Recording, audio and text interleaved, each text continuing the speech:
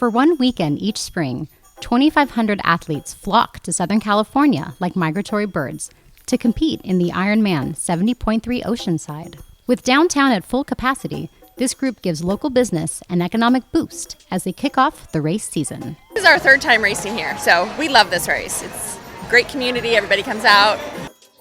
There's a lot of racers. I think there's more people that race this than probably most of them, so it's just a lot easier to stay motivated when you have so many people out there on the course, and it's sunny. Today we were suffering a lot, but it was great, amazing. I loved it, so I really want to come back. Now, Ironman is an incredible event for our community. It generates about over $3 million in visitor spending. It's also one of our largest events in the way of driving occupancy and ADR for our lodging partners. Oh, it definitely doubles our revenue. When summertime hits and we have these big events like Ironman, our revenue doubles. We really rely on the tourists. Well, yeah, I mean, if you come to Oceanside, there's so many restaurants, so many places, so many choices, and everybody, the atmosphere is just vacation, vacation, vacation. Even if you live here, you feel like you're on vacation all year long. No vacations in 2020. Coronavirus brought tourism in Oceanside to a halt, including the flow of visitor spending revenue, which in 2019 totaled $271 million. Oceanside Sports Bar changed ownership 1 week before the gravity of coronavirus set in. How is the new owner feeling? So we definitely missed Ironman, but now we definitely have bigger problems with the whole coronavirus and the COVID-19. It's definitely taking a toll on us, especially our employees. We're talking with a lot of small businesses that they're saying they've lost 60, 70, 80% of their business, and for those businesses, I think for many of them that they've turned their full-time energy to survival. Oh, it's been devastating to our industry and to our local tourism industry. Our hotels and lodging partners are looking at 90% loss.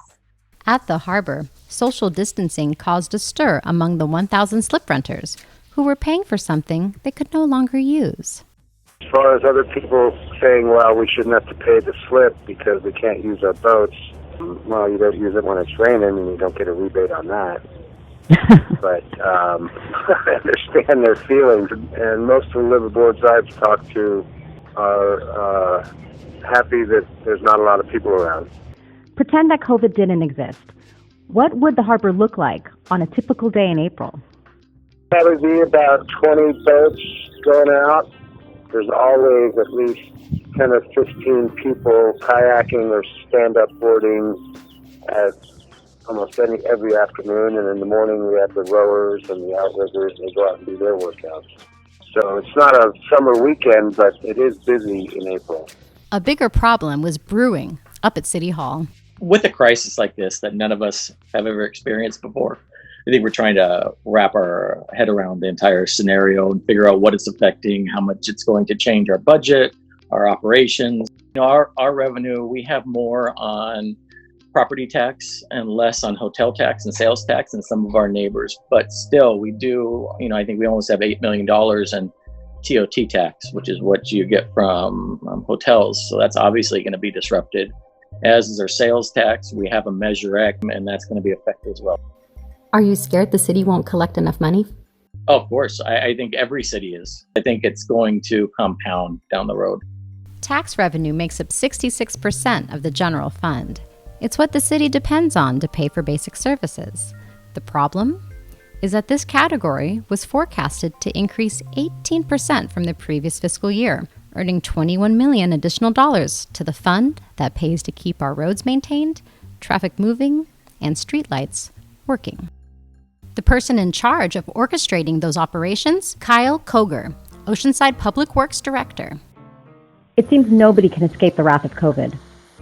From an operations standpoint, how has your department changed?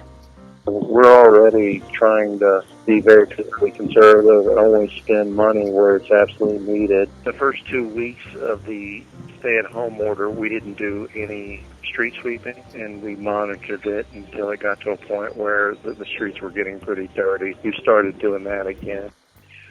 Parking enforcement is something that we don't do near as much. We're still doing everything we used to do, just some things not as often. Public Works, it's like the unsung hero. We always say that if we're doing our job, that people probably don't notice. So if the streets are in pretty good shape, there's not too many potholes, if the trees are being trimmed, if the grass is being cut in the parks, people don't really think about it. But when they see that things aren't getting done, that's when it comes to the forefront. Have you ever dealt with a situation like this before?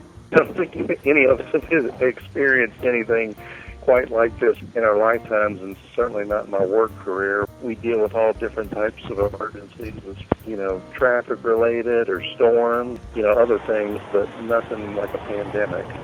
Shortly after Kyle's interview, Oceanside received record rainfall, resulting in pothole damage to streets across the city. By declaring the flooding a local emergency, the city can recover some of the repair costs and alleviate an already stressed public works budget. Leslie Gall from Visit Oceanside explains how analyzing internet user behavior from a simple video of the pier might mean sunnier days ahead for Oceanside. Literally just going out at sunset at the pier and just filming the sounds of the ocean and the birds and just the beautiful view of our iconic pier. We've reached nearly 50,000 people.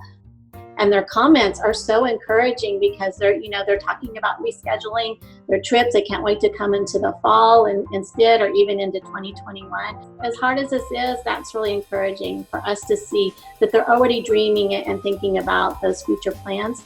So it's just been really busy to make sure we're still securing those contracts, as well as looking at new pieces of business that are coming in and booking new citywides to help with that rebound. While COVID-19 created major setbacks for Oceanside's economy, a strong demand to visit Oceanside still exists.